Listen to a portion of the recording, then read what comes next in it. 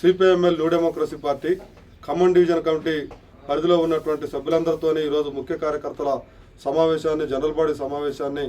కామెపల్లి మండలం ముచ్చెర్ల గ్రామంలో జరుపుకోవడం అనేది జరిగింది. దీని ప్రధానమైనటువంటి ఉద్దేశం,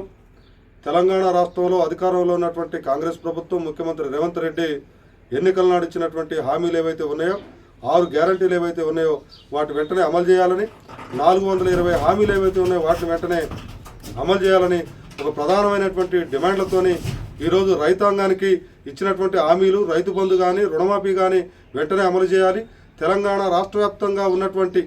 ఇండ్లు అవసరం ఉన్న ప్రతి పేదవాడికి ఇల్లు మంజూరు చేయాలని, అదేవిధంగా రేషన్ కార్డు అవసరమైనటువంటి ప్రతి పేదవాడికి రేషన్ కార్డు మంజూరు చేయాలని తదితర డిమాండ్లతోని సిపిఎంఎల్ న్యూ డెమోక్రసీ తెలంగాణ రాష్ట్ర కమిటీ ఈ నెల 20వ తారీఖున చలో హైదరాబాద్ కార్యక్రమాన్ని నిర్వహించబోతా ఉంది. ఈ చలో హైదరాబాద్ కార్యక్రమాన్ని ఖమ్మం డివిజన్ పరిధిలో ఉన్నటువంటి కామెపల్లి, కారపల్లి, ఏనుకూరు, వైరా, తల్లాడ,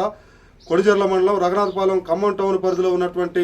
అనేక మంది లబ్ధిదారులు, వీళ్ళందరూ కూడా బాధితులందరూ కూడా తరలాల్సినటువంటి అవసరం ఉన్నది. వందలాది మంది, వేలాది మంది ఈ కార్యక్రమానికి తరలి చలో హైదరాబాద్ కార్యక్రమాన్ని విజయవంతం చేయాలని CPIML new democracy party Khammam division కమిటీగా మేము కోరుతా ఉన్నాం. రాబోయేటువంటి కాలంలో ఈ సమస్యల పరిష్కారం అయ్యే వరకు దశలవారీ కార్యక్రమాలని, దశలవారీ పోరాటాలని చేసి ఈ ప్రభుత్వం మెడలు వంచి వాళ్ళు చేసినటువంటి హామీల్ని నెరవేర్చే విధంగా మేము సిపిఎంఎల్ న్యూ డెమోక్రసీ పార్టీ ఈ